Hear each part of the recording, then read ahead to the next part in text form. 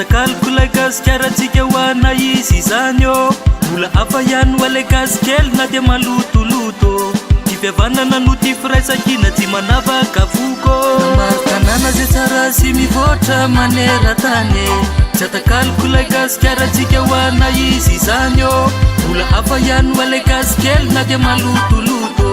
ty fihavanana no ty firaisakina tsy manavaka voko dia fozako azy dia mofogasy fa indrindrandrindra ilay varikasy lalitsaina sady manampalalany mirahina raha toka hoe misy ny any satria zay rehefa tsy no hira iainy dia menatra na ny miteniteny tsy manamparoa amin'ny fireneny satria zay ny magasiny kase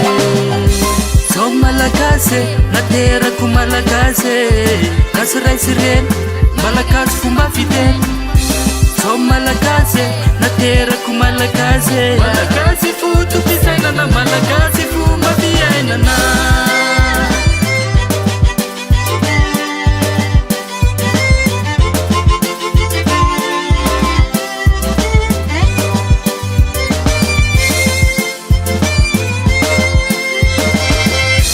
raha lavitrane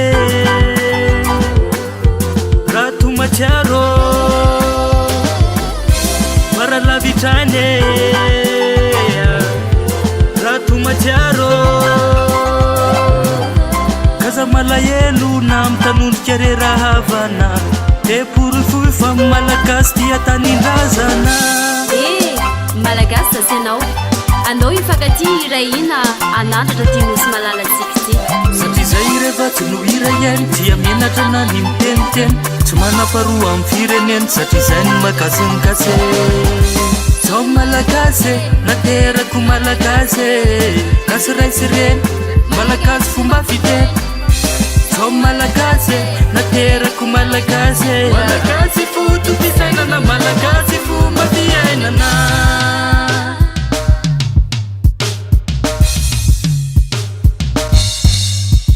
tantaraiko ny fombandra malagasy tsy maimpenina na koe taratasy fefa inony nampianatra an'izany tsy nariny akory ny fombandrazy izay hita azy taraka eto amintsika isa-paritra manana fombafomba endry zareo ny razantsika zay namelany lova zay tsy azo afinty vody akoa ny tata sy ny mbe raha misotro rano dia nizoky aloha koatr'izao ale gasy misomanazy ireo tongotra mikopaka amin'ny tany sasany kosa manao lamako mively amponga dia mikalokalo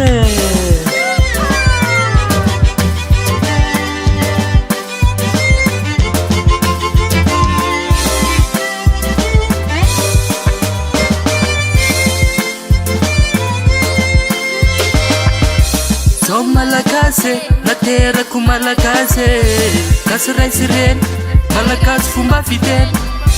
zao malagasy naterako malagasy malagasy fotopisainana malagasy fomba fiainana